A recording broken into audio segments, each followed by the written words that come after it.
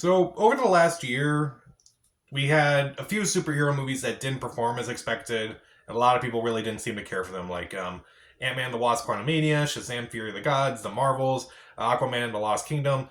There have been a lot of questions about superhero fatigue and like the quality of superhero movies in general. It's like, are superhero movies just not that good anymore? And while I didn't love any of those movies back there, I wouldn't say that they were the worst superhero movies out there. I'd say there are far worse superhero movies out there. I would actually encourage people to check out Madam Web, because if you thought that Ant-Man the Wasp, Shazam, The Marvels, or Aquaman were some of the worst superhero movies you've seen, maybe give Madam Web a shot, because that is one of the worst superhero movies out there. Yeah, this is one of the worst. This is one of the worst superhero movies out there. It's not a question about if it's bad, it's more of a question about how bad it is. Let me tell you, it's so bad that maybe I was being a little too hard on Morbius. That's how bad it is. Let's just dive right into it. So, Madam Web was directed by S.J. Clarkson and it stars Dakota Johnson, Sydney Sweeney, Celeste O'Connor, Isabella Merced, Adam Scott, Tahar Rahim, and it's about this woman named Cassandra Webb, who she gets into an accident, and afterwards she develops these clairvoyant-esque powers, and she sees that these three girls are about to be killed by this creep known as Ezekiel Sims, and so she tries to protect them for various reasons, and we have our movie. So when I saw the trailer, I knew this movie wasn't going to be good. Like, it didn't look great. It didn't look like it was really like accurate to the comics lore or anything. I'm not like a purist when it comes to that. I don't really care about how accurate something is to the comics and such, but it definitely looked like something where it's like, it definitely doesn't feel like it's based off the comics. It looks like it's something that's named Madam Web and name only. And it just kind of, I'm not a big fan of this whole universe where it's like we take these Spider-Man villains and kind of turn them into anti-heroes and such. I have not been a fan of any of these movies, and this was just another one of those movies.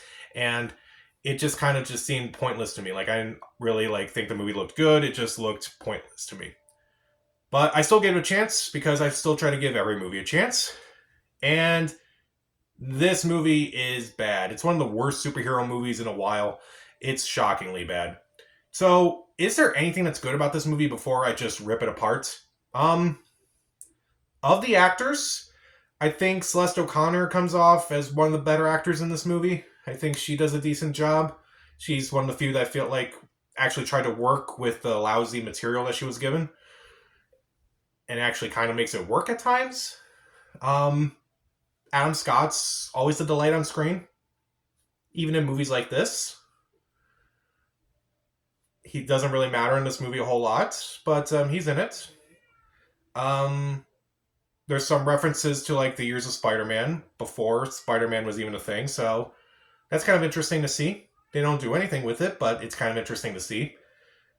There's one funny moment where Dakota Johnson tries climbing up a wall, kind of like a reference to the first Spider-Man movie. And it doesn't work out so well. That was admittedly kind of funny. Nothing else in this movie works.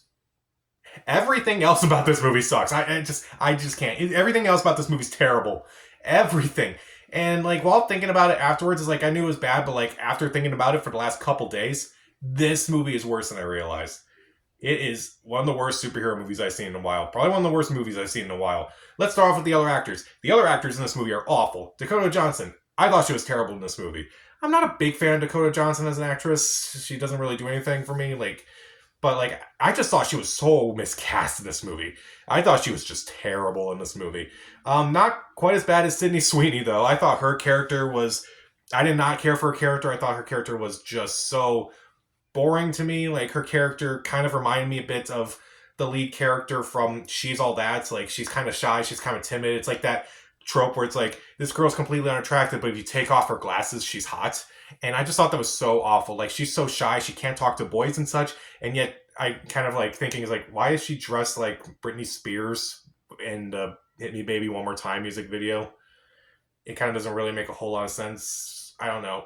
If you're going to like this movie clearly borrows from a lot of things that they shouldn't borrow from, like horrible 90s tropes and horrible superhero movies, but we'll get into that.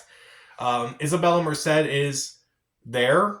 Her character probably has no reason. She has no reason to be in this movie. At least I can understand why The other two are in it, like Celeste O'Connor and Sydney Sweeney. But like the other two, but her, I just didn't care for her character at all. I kind of forgot she was even in there. She has no personality. They have no chemistry whatsoever.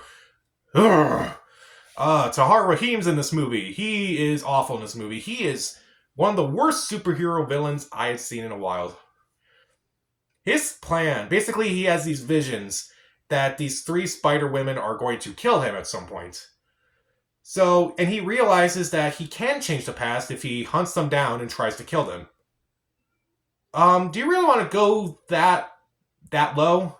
Why not just like get rid of all the clothes that you've had in your visions and kind of like just never wear them again?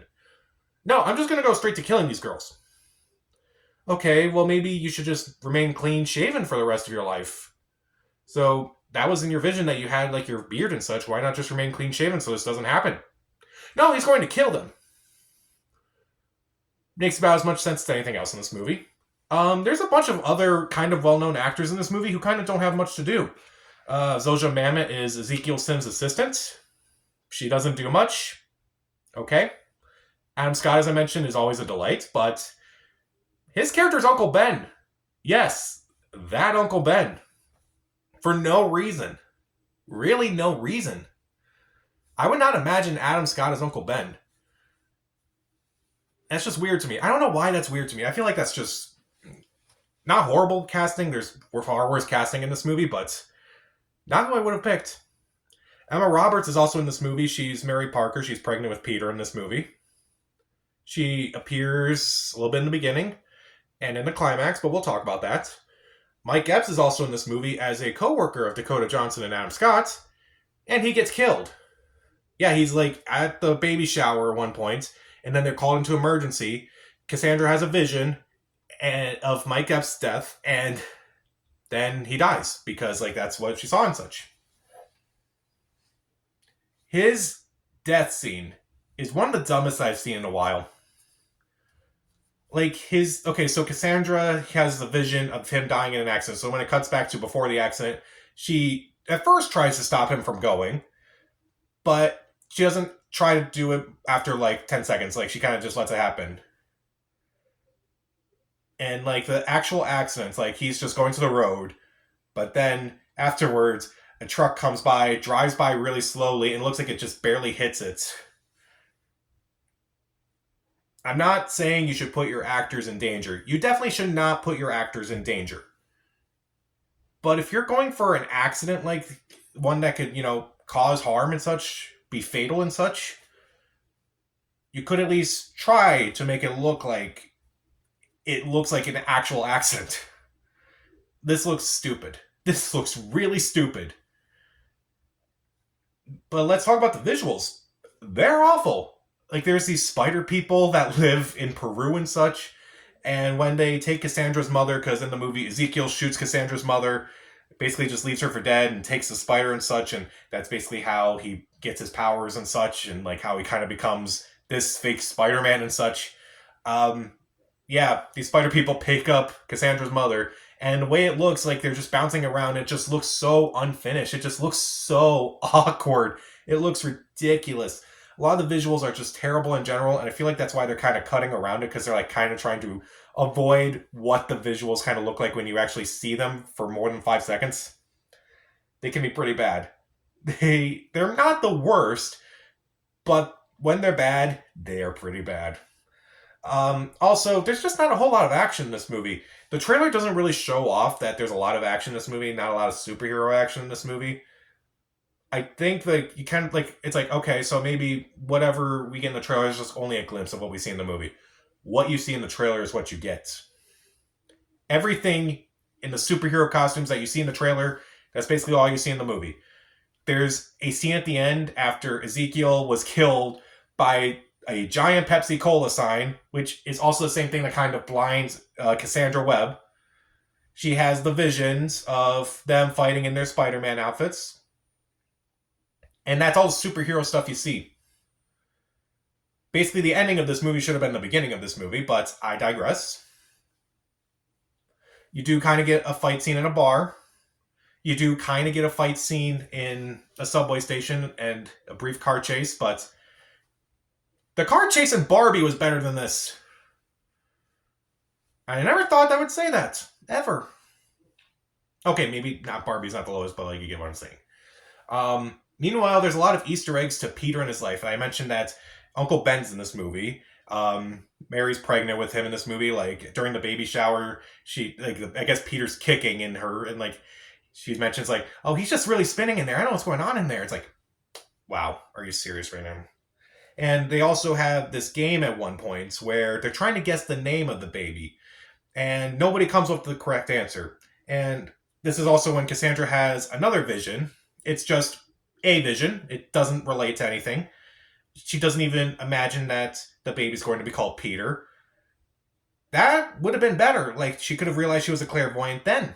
And that way she could have prevented Mike Epps from dying afterwards. Like, she could have been like, she could have overheard that someone mentions Peter, and that's the correct one. So when it cuts back to earlier, and they're still trying to guess what the name is, like she could have gone, "It's Peter. You just said it was Peter," and then Emma Roberts would have been like, "I didn't say that, but that is the correct answer. You win." That would have at least been funny. That would have at least been smart. But like, then again, not a whole lot of things in this movie are actually smart. And also, there's like a really dumb Easter egg towards the end of the movie. So basically, in the climax of the movie, um, basically Cassandra leaves the girls with Ben and Mary to go to Peru to find answers. But we'll talk about that. Um, And of course, Mary goes into labor in this movie, and after all the fight scenes, and basically after the villain's defeated, she gives birth to Peter. They never actually mention Peter's name, and but they do mention that Ben's gonna love being an uncle so much, all the fun, none of the responsibility. And Dakota Johnson's character goes, "That's what he thinks." I'm like, that is really terrible when you think about it. It's like, haha, it's gonna be funny. He's gonna be an uncle because Mary's gonna be dead. Did anyone think that through? Anyone think that through? That is just I don't know who's worse. Am I worse for thinking that, or them for making the joke in the beginning? I really don't know. I really don't know who's worse in this situation. Everyone suffers from this movie in some way, whether they were making it, or watching it, or whatever. The dialogue in this movie is terrible. Yeah, shockingly, the dialogue is terrible. Not just the whole "when you take on the responsibility, a great power will come" line. Yeah, that line is terrible, and it somehow makes Martin Sheen's similar line in The Amazing Spider-Man look good. There's so many other jokes that just kind of fall flat. Their dialogue is just really terrible. Like there's this one reference to Martha Stewart because this movie takes place in 2003, and if you know anything about Martha Stewart, she was arrested in 2003. I don't remember what for, but she was. And so they make a reference to her. So Sydney Sweeney goes, "Oh, I feel so bad for her." And the other two girls, they just look at her like, "Did you really just say that? Am I supposed to get this right thing?" It's like they're pausing so everyone in the audience can laugh at that joke. But it even took me a second to remember, oh, right, Martha Stewart was arrested, and this takes place in 2003. There are so many moments where I was watching this movie, and it clearly feels like they're trying their best to like make jokes about it. Like there's so many lines in this movie where I'm like, are they talking about the situation that's happening in the movie, or are they saying stuff about the movie? Because I feel like it could go either way. You could play a drinking game with moments like that. Like Dakota Johnson says a few lines where I'm like, that maybe may apply to the movie rather than the situation at hand. And there's like one scene where they kind of pause and kind of wants Celeste O'Connor's character to talk, and she's like, "Oh, me? Okay." Were these actors given direction at any point? Because I don't think they were. Yikes. And there are just so many illogical moments in this movie. Like, I just basically everything else about this movie annoyed me, and it's like at that point I was just thinking about like what clearly does not make sense, and when that's the last resort, you know it's bad. You know it's bad. So, like in the opening scene in Peru, Cassandra's mother goes into labor with her, and okay, side note, why every time there's a pregnant woman in a movie, why does she have to give birth? Kind of a side note, every time you just see a pregnant woman, it's like she has to give birth in the movie at some point. Doesn't matter when, just at some point. Just make a movie where someone gets pregnant and doesn't give birth in the movie. Okay? Just do that. Meanwhile, sorry for the side note, but like that's just something I've noticed. So like at one point, Cassandra's mother goes into labor and such, and that's when Ezekiel kills her, takes the spider that they were looking at. Again, that's where he gets his powers and such. And the spider people come and save her and such. So they help her give birth to Cassandra in this movie, and they're like, she'll come back here and understand everything. Um, part of me is kind of confused about that because, like, okay, so she didn't get her powers from being born and such because, like, it's mentioned that she has, like, some sort of defect or something. So did this, like, cure that defect? And did, like, the accident that she was in cause her clairvoyance in that way? Why didn't she just become a clairvoyant in the pool to begin with? Doesn't really make a whole lot of sense. Could have just killed two birds with one stone there. Again, not a whole lot in this movie makes any sense. Meanwhile, at one point, the girls are just hiding out in the woods after Cassandra's like, stay here, she's got to do a few things. Yeah, that's smart. Yeah, just leave the three girls that you just kind of somewhat kidnapped behind. Yeah, they're not going to go anywhere. They walk down to a diner where there's, people, and they order like a whole bunch of food, calling attention to themselves. And at one point, they see like a bunch of boys at a table, and they all decide to go dancing around the table and even dancing on the table. Okay, I worked in food service before. If you do that, you're getting thrown out. You're lucky if we don't call the police on you.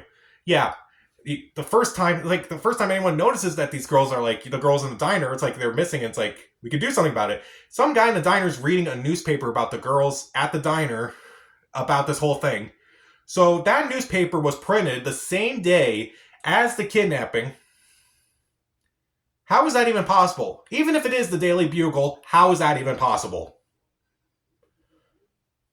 This is where I am with this movie. I'm just criticizing the logic of how newspapers are being done. Oh, also, let's talk about Peru. I mentioned Peru a lot. Yeah, Cassandra actually goes to Peru. She goes down there for a week. She leaves the girls with Ben and Mary to kind of like learn all this stuff. That's where she learns that, learn about her powers, learn about her mother, kind of forgive her mother instead of like, warning her mother, hey, Ezekiel's going to try to kill you in the future. Maybe you should try to do something about that. Nothing about that. Nothing about that. The emotional impacts of this movie are dead. But like, it kind of just seems like it's kind of like, why would you just like leave at this time to go down there? It doesn't really make a whole lot of sense. And I get like why she left them with Ben and such, but like, that's one of the few things in this movie that makes sense. I just did not enjoy this movie. I really just did not enjoy this movie at all. And it's not a movie where it's like everything about it is like bad instantly. It's more bad when you're thinking about it. And I think I hate it more now than I did when I first watched it. It's like I knew I hated it when I was watching it, but I was like, the more I think about it, the more I just hate it. And like the more I think about like how this like a lot of stuff doesn't make sense and like how much stuff doesn't work in this movie, I'm like, they really dropped the ball on this movie. So I really looked this movie up and like looked how it was made and such. There were 4 writers on this movie. 5 if you count the story. 5 people worked on this movie. And this is what we got. This is what we got. There are a lot of missed opportunities with this movie, with Spider-Man, with like the characters and such. It's like they don't even want to try to make those opportunities. And it's like, it's just so annoying. It's like, if you're going to try to do this, like, don't just like be in, like, I'm just so sick of Easter eggs in movies, especially movies like this, where they're just so blatantly obvious that I feel like basically everyone can figure it out before it even happens. Kind of like Madam Web. But let's talk about like another thing I was thinking about during this movie is that the comparisons to Catwoman. I noticed the trailer was kind of like similar to Catwoman. It's like it kind of looked like it was not really comics accurate. It looked kind of like it just looked like everything about it was wrong. But like watching the movie, like when the girls are walking towards the diner, the song that plays in the Catwoman basketball scene is playing in the background. Do you really want me to compare this to Catwoman, people? Is that what you want? Like, of all the 2000s movies, like the 2000s superhero movies that you could borrow from, why borrow from Catwoman? Why not borrow from something like, I don't know, Spider-Man? Spider-Man 2 even? There was that one scene where you're trying to climb up the wall. That was kind of reminiscent of the first Spider-Man movie. But that's it. And I think the difference between a movie like this and Catwoman is that, at least with Catwoman, I can at least admit that everything about that movie is atrocious, but that movie still makes me laugh. Movies like Morbius, Batman, Robin, Catwoman, those are funny to me for how bad they are. This movie, I don't think I can even do that. Everything about this movie is atrocious. Everything about this movie is awful. It's one of the worst superhero movies out there.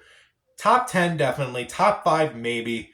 It is absolute garbage. It is a dumpster fire of a movie, and we all should have seen this coming. Just everything about this movie. I don't know what happened in this movie. I don't know if it was like the Sony executives, the Marvel executives, just the wrong creative team. I think it was just a little bit of everything. And I think it was just everyone's fault for just making this movie. It just looks atrocious. It's just everything about it is bad. Well, aside from Celeste O'Connor and Adam Scott and like one joke that's funny and some interesting ideas that aren't fully developed, pretty much everything else in this movie is terrible. Every other actor is terrible in this movie. The villain's plan is stupid. A lot of actors are just wasted. The visuals are terrible. The editing is terrible. The action is non-existent. The jokes are atrocious. The dialogue is atrocious. The Easter eggs are atrocious. It is so illogical you drive a truck through it. A truck that won't cause an accident. It is a train wreck of a movie. It is a disaster. It is everything that is wrong. Again, a lot of those superhero movies that came out last year, those movies look like Iron Man and The Dark Knight compared to this. That is how bad Madam Web is. It makes me look at those other superhero movies and go, maybe I judged you too harshly. Maybe I did that. But oh my god, this is one of the worst things I've seen in a while. I just can't. I'm at a loss of words now because everything else about this movie, I just ranted for so long. You know what I'm going to say. Because of those like two performances that are fine, that's the only reason why it's not getting a 0 out of 4. But it is still bad enough to get 0.5 out of 4 stars. Skip it. I just hope that the rest of the year with the superhero movies that are coming out, I hope those are actually good. We are getting Venom 3 and Kraven the Hunter, though, so... Damn it. So, did you see Madam Web? And, what are some of the worst superhero movies you've seen? Comment down below. Subscribe to the channel. This is Pat. Stay safe. Don't watch this.